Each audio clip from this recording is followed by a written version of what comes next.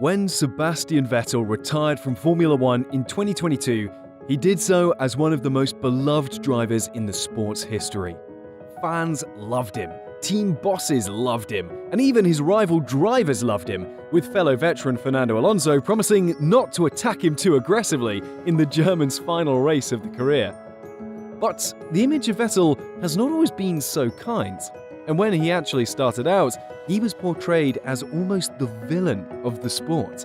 So how did Vettel evolve as he grew up in Formula 1?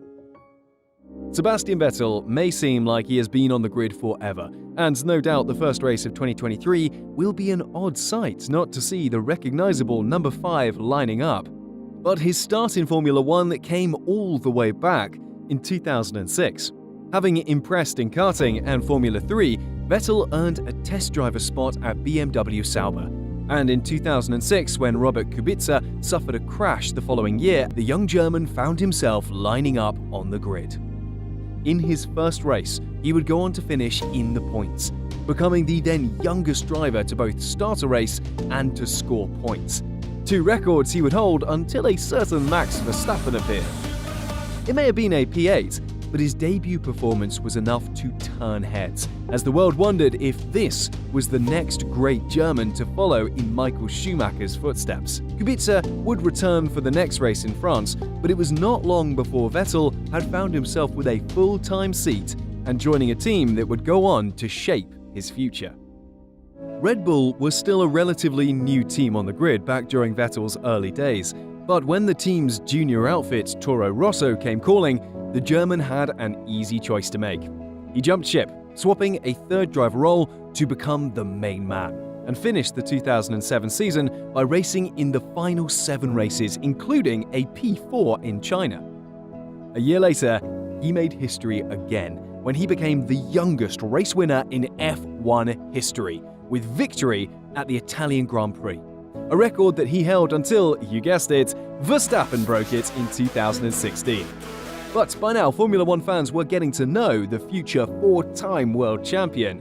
The boy racer was cheerful, funny, and radiated an infectious enthusiasm for the sport. Off the grid, he went against the typical German mold by being into his comedy, especially British series such as Monty Python, and he became known as one of the happiest members of the grid. I'm happy. We got one happy driver here at least. But beneath his happy demeanor was a pure racer, and soon that profound self-belief in his ability to win would make him the enemy in some people's eyes. Vettel progressed his way up the Red Bull ranks, earning a seat at the first team in 2009, and adding plenty of winner's trophy to his already full cabinet. Soon, another personality trait will begin to emerge, and one that has been often used against young drivers: aggression. When he joined Red Bull in 2009, he became teammates with veteran Mark Webber.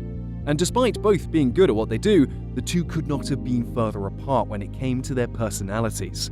Webber was calm, a seasoned professional that never looked too fazed even when his car had just flown into the air like a rocket.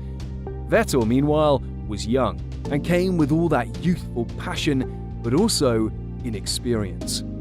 But this way of working proved very effective for the German. A supreme run of form saw him finish second in the championship behind Jenson Button. In 2010, Vettel graduated from young prospect to bona fide championship contender. He may have only won 4 races, but it was enough to give him his first world title. And it gave him the sniff of victory, something he was not letting go of without a fight. In 2011, he won all but 8 races in one of the most dominant marches to a title in F1 history. The following year, he won just 1 race out of the first 13, but followed that up with 4 back-to-back victories to wrestle back control of the title. The 2013 season was the high point of Vettel's illustrious career. 13 wins, equaling the record of Schumacher to secure 397 points in a single season and his 4th consecutive crown. Depending on who you ask, and perhaps even what country they come from, they will have a different memory of what Vettel was like during these dominant years. To the neutral, he was a ruthless winner who combined an incredible eye for detail with a willingness to be bold in order to win race after race. To those who supported others, namely Lewis Hamilton, he was the main villain. A ruthless, dispassionate winner who was preventing the Hamilton fairy tale story from continuing. The Multi-21 incident was perhaps the time that even his most die-hard supporters looked at Vettel a little differently, as he defied team orders to overtake Webber. The most notable moment in their strained relationship. Vettel's legacy was defined during this Red Bull period, and he was the ultimate Marmite figure in the sport, but what no one could deny was his talent. Having achieved all he could at Red Bull, Vettel found his next career move soon came calling. The German had made no secret of his idolization of Schumacher, so when he had the chance to follow his hero's footsteps and join the famous Italian team Ferrari, he jumped at the chance. In the early years in the iconic red, Vettel kept up the form that had won him all of those titles, but his move to Ferrari coincided with the rise of Mercedes and their stranglehold on both titles. Vettel may have finished third in his first season, but at Ferrari, anything but a first was a failure. Soon, for the first time in his career, Vettel found himself no longer the favourite son. Charles Leclerc had appeared on the scene, and with a CV of incredible talent and a Monaco upbringing, it seemed he had been born to be a Ferrari driver. This left Vettel in an awkward spot, who had become an increasingly frustrated figure within the paddock. The team's form was failing, but despite their rivalry, Vettel never fell out with Leclerc and began to show the kind of leadership qualities that personified his later career.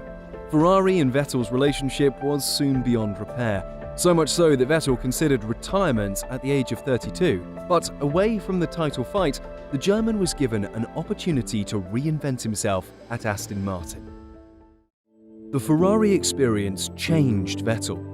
His whole career up until then had been on an upward trajectory, with achievement after achievement following record after record. Ferrari saw him stagnate, but a move away from the spotlight allowed him to focus on other areas that were important to him. Whether it was the freedom of being out of Ferrari, the impact having children had on him, or even just his advance in age, Vettel became one of the most outspoken drivers on the grid, almost unrecognizable from the man fans had seen develop a decade previously.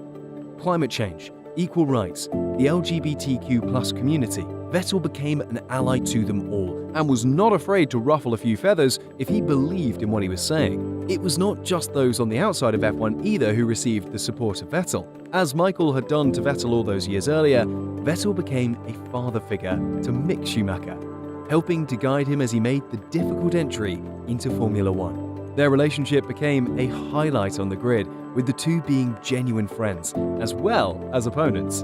Vettel also spoke out in favour of driver safety, often being the lead voice in controversial circumstances such as the Saudi Arabia missile attack of 2022. The leadership, the friendship, the compassion for his fellow drivers, all of this reshaped how the world saw Sebastian Vettel. He appeared on TV programs arguing for more to be done in climate change. He arranged for women to drive cars in countries where up until very recently it was banned. And he set up bee farms to encourage the rise in the important insect population. He may not have been battling as high up on the grid as he once did, but even if he did show glimpses of his magic while at Aston Martin, it almost did not matter. Vettel had seemingly elevated himself above the sport and was no longer a typical driver. He had become the elder statesman, the voice of reason in an increasingly morally questionable world, and fans, drivers, and teams loved him for it.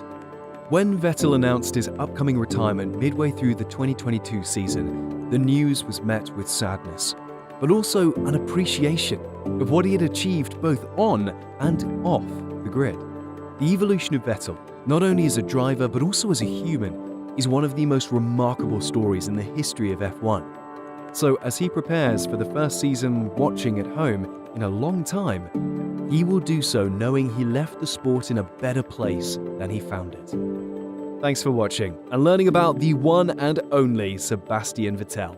Be sure to subscribe to make sure you never miss a video, and check out our other videos to learn about some of the legendary figures and stories of Formula One.